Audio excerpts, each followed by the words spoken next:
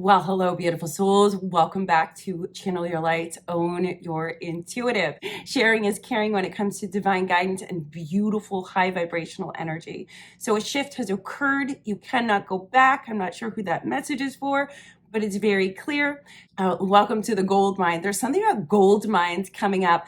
Like I'm seeing dripping with gold, melted gold. It's like ray frequency. And I feel like that goes back to a message previously on the channel. But anyways, so I actually want to dive into the October energies. I don't normally do that style. I usually just roll with the messages coming through of the divine guidance based on the current collective energy. But I really feel like October is a giant ring of fire, and a ring of fire as an introduction to our magnetism, our stability. Yes, fire and stability. Think about the fire that warms. It also feels like, I just want to get a feeling around this. October brings great revelations to places where fire has been doused out. I'm seeing one of you, you have a ring of fire around you, but there's like this opening in the ring where there is no fire, and anything and anyone can traipse back and forth through your energy. Stop. That's about to stop right here and right now, because you're the erector of the fire. You're the cause of its ignition. So I also feel like that's the revelatory kind of nature that October brings. But there is life in death, my friends. In whoever this message is for, seeing that open pathway where people have been traipsing back and forth in your energy, making the assumption, ooh, this is good, making the assumption that the things that they've been doing or experiencing are because they're with their own energy, making the assumption that traipsing back and forth into yours was, I want to say, a reflection of their own, is such an incorrect assumption. Interesting. This is an interesting message. This is a message for somebody who has been battling with inner conflict, who has been dying these beautiful deaths, but also revealing things within themselves. Oh, it's magic in now. You are the magic. Magic is real because you are the magi. That's why magic begins with magi, and magi is the individual cause of it. The ability to take, I'm seeing all the wand suit, the ability to wave your wand, to move your energy, for your light to move matter, for your ability to transmute, transform, to push away, to call in. And see the balance of this? Notice it's the magi that does the magic, that is the magician. And the magic can't exist, and the magician can't operate if the magi, the main cause of it, is not in balance as well. This is a great shift for some of you in that ring of fire. I'm just watching it. Whew, somebody's ring of fire on here. Let me know if it's yours. Feeling that ignition in everyday life in a tangible way, to take those visions or those spiritual images of what's happening in the hidden realms, is to really understand that you're fine-tuning your ability to act, your ability to protect, your ability to discern, and your ability to come wholly focused on, like, think about the ring. I just want to listen. Venus has something to say about this. The ring is really representative of, yes, it's a ring of fire that warms, that keeps out things and allows other things in. For somebody on here, you've been capitulating about your ring, if you even have a ring, and that has to do with your masculine energy, 1000%. Your masculine energy is, or I shouldn't say is, when it's healthy and balanced and honored, it respects the need to rest, and it also has the ability to act on whatever is needed to be acted on. It also is protective and discerning. So I feel like this message, perhaps in your life, you haven't found that you've had masculine energies that have protected you. Maybe they didn't support you in your feminine energy. Maybe you always felt diminished. Those are the kind of experiences that are indicative or lead to or can amplify a distorted masculine energy within us.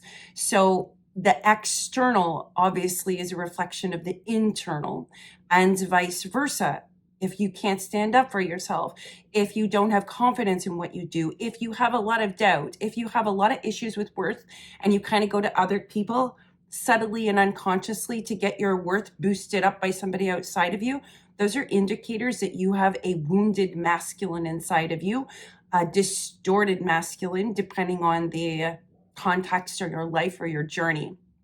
This is a very fascinating message because I feel like October is a month of revelation, and you're going to see where you gave your power away. You're going to see the subtle nuances. You're going to see how your inner masculine and your inner feminine have the possibility and the potential, and that you are capable of bringing them into balance. So this is a huge message. There's so many complexities. There's power dynamics there.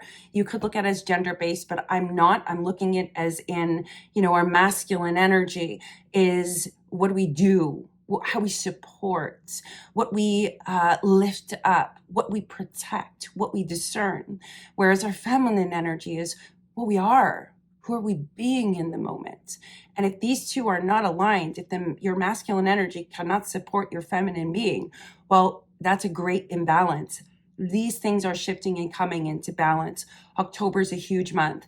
Now they're saying, let's go to the collective level, the collective consciousness, the earth plane. They're showing me anywhere that masculine energies have not been capable of handling a feminine flow or an influx of high vibrational frequencies, you're going to see a collapse there. Now, we've been seeing a collapse all over 2025, but once we have an inner shift, the external world shifts as well.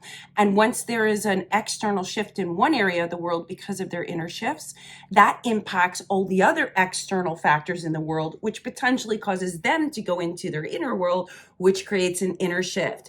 Do you see the totality of how it can go both ways? How inner shifts create outer shifts, and those outer shifts then affect other outer shifts, which forces other people into their inner shifts so that they can align, so that they can rise, so that they can, critical thinking at its best. I love it.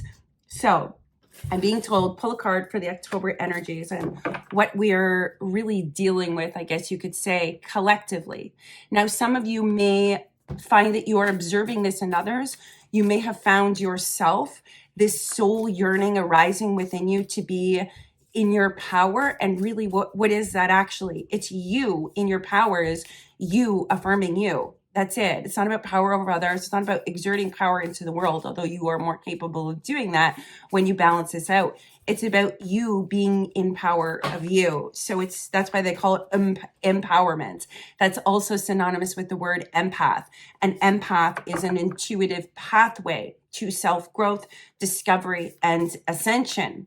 Now, that requires, the journey of the empath requires a shit ton of emotional boundaries, psychic boundaries, energetic boundaries, physical boundaries, and psychological boundaries, and spiritual boundaries. The path, wow, I didn't expect to go here. The path of the empath, for whoever this message is for, you'll know it because you're a highly attuned, sensitive empath. Part of your journey as an empath is a pathway to empowerment through the whoever this message is for. I didn't finish that sentence, and they're saying that this sentence will lay waste to anything you thought you were. An empath is actually reflecting the emotional states of others. This triggers the empath into any emotional states they have of their own that are connected to it, but it also triggers the person projecting it, the person's energy they're picking up on. It becomes this illumination, and that's actually the role of the empath, not to heal that person, not to carry their emotions, but to sense it, to understand it, to heal the places in the self, and then rise above it, because the empath is actually triggering the other person into seeing their own emotional capacity. And I also want to say, sometimes empaths play a role in people's lives. Whoever this message is for, you've done this. The role that you have played in people's lives has been greatly misunderstood. And I feel like you've been perceived as weak, unintelligent, someone who is easily dominated. You're submissive in a negative or an imbalanced way. But there is a message here for somebody on here. If that's been your way, you're being guided and called to illuminate the fact, or to reveal, revelatory, to see from a new lens and a new perspective, a higher perspective, that there are some people who play the roles of empaths, not because they're here to carry around other people's emotions, but because they trigger the emotion in others by that connection. That's a consciousness or an energetic dynamic or transference that can happen, both positively and negatively. And that dynamic and that transference, you're actually, spirit, this is, listen, this empath, whoever this is, you need to understand that you're actually there to trigger the emotion that the other person has not been capable of acknowledging or feeling. It's deep emotion. It's not readily available on the surface. That's the place you touch. That's the pathway that you take to empower yourself. But in through empowering yourself, notice in and through empowering yourself, your energetic connection to that person that's has that energy that they haven't been capable of exploring, opening, or even holding space for within their own selves. Your energy actually is the trigger for them to be able to do that, which is ultimately healing for them. But yes, it's going to trigger them at first. Triggers are for healing. You can't trigger somebody unless there's a wound there. And if you've been triggered, you need to look at it as an opportunity to act as the healed or whole person, the whole note, to look at it and say, where can I claim my power? How can I ensure that I am no longer triggered by this? You cannot be triggered by something if there is not a wound. So if you are triggered, know that those messages and those people are divine messengers. They are gifts being offered to you to allow you to see it clearly, to feel it all the way through and find your power and rise up and out of it. So there's a couple of those like cross-streaming messages there, but I'm going to pull cards. So this might be what your October looks like, friends. Deep healing. Like think about how deep that goes. These are childhood wounds, I guess you could say. And for some of you on here, it has nothing to do with your childhood. These are past lives, past incarnations, past strife, struggle, all those things that you've experienced. This is why the month of October, we've got Juno all around us with her commitments. We got Venus, I love Venusian energy, which is all about desire, beauty, nurturing, the mother. Then we have Eris, which is the goddess of strife and chaos. So, and we have Chiron in there because Chiron is the deepest wound. So we've got these huge goddess energies actually playing a role. And notice they're dominantly feminine. Those are all feminine energies, feminine systems, feminine archetypes representing huge areas of our lives where most of us have wounding in some way, shape, or form, or have had wounding in some way, shape, or form, just because of our relational dynamics and the world we were born into. So this is a big month, October. Ooh, this is an interesting card for an empath who is, maybe that's part of this message. Here's the message of, I don't know if you can see that clearly. Let me see if I can get that. There we go. The brother in darkness. This is from the Isis Oracle, the brother in darkness. It says overcoming negative energy with feminine power. Notice we talked about power dynamics, and power isn't power over another. This takes me into like domination and submission. To be fully able to receive somebody, you must be in submission of them. To be fully able to give to someone, they must be in a position of submission to receive it, and you in a place of dominance to give it, right? To share it. And I feel like this says a brother in darkness. Do not mistake this for a man or a woman. Maybe that's the dynamic that's playing out for you in your everyday life. But I want to talk about something much greater. If your masculine is your do, what I do, what I don't do, what I support, what I don't support, when I speak in alignment with my truth, or when I withhold it. And the brother needs a sister to be whole, and the father needs a mother to be whole. So I'm looking at this as the brother, our masculine energy, is in darkness inside of each of us. We all have masculine, we all have feminine. Your masculine is what you do and don't do. Your feminine is what you receive, what you nurture, what you flow with, what you expand into, I guess you could say. That's the flow of the energy. So when I get this card, the brother in darkness, many of you are actually in October identifying, revealing, digging deep, diving deep into where your masculine energy, your brother inside of you, has been in darkness. There's so many lines here. Like, I could think of 1,000, but I feel like I don't need to. It would just be redundant because I've said it already on the channel. So I'm just going to leave it at, this is not about men. This is about a brother in darkness, and the overcoming negative energy with feminine power is what it says. And feminine power requires our masculine energy to build itself up. It requires our masculine energy to restructure itself, to expand its structure, to remove any limits or blockages in its structure of its masculine energy. In addition, I want to point out this as well, very revelatory. When somebody acts towards another person with negative energy, they take an action of negativity towards another. That's their masculine energy or their brother in darkness acting from the negativity. The feminine power is not to overpower our masculine energy, but rather to utilize it to no longer entertain or no longer need to experience our distorted masculine energy. So that's as if it's coming externally. I feel like this is kind of crisscrossing.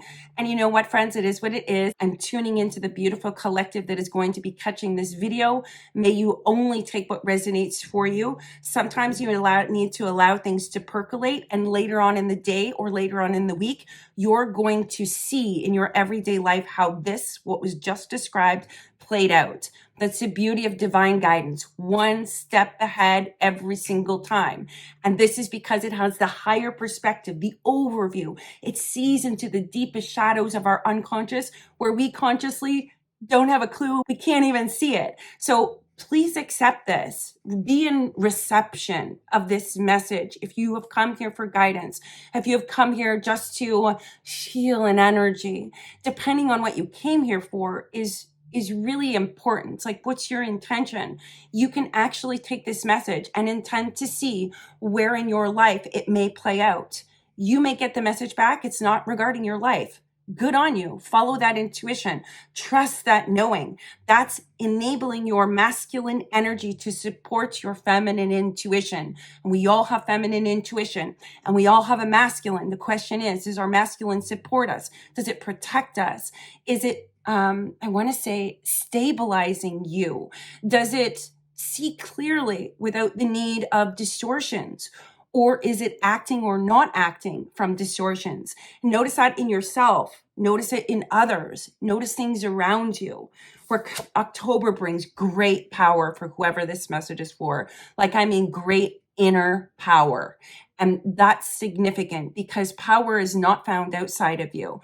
True, real power does not need to dominate others in any capacity nor manipulate.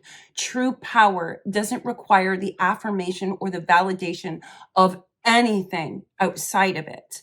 The true power exists within us. So when you see people manipulating energy or using exertion of power over others, or trying to manipulate the masses and do those things in whatever way, whether it's a positive or a negative, just know that that person is in an extremely disempowered state because they require everybody else to be manipulated in order for them to feel powerful. Aha moment for somebody on here to reclaim or shift your perspective about power. So apparently October, we're talking about power dynamics, and the inner power are where we've been not allowing it to expand, to arise, where we haven't been able to summon our strength to stand up for ourselves. Woo! Ring of fire, baby. October brings a ring of fire. And this is going to be an exciting month. I can feel it. I feel it in my bones. What's that song? I feel it in my fingers. I feel it in my toes. Yeah. I don't even need to pull another card. I feel like I don't need to. I actually feel like get ready to have your fire ignited. Get ready to dissolve barriers and blockages to your internal power, your empowerment, your inner landscape, and see those shifts in your external life have an external shift. So thank you for being here. Say hello in the comments. Let me know how you've been.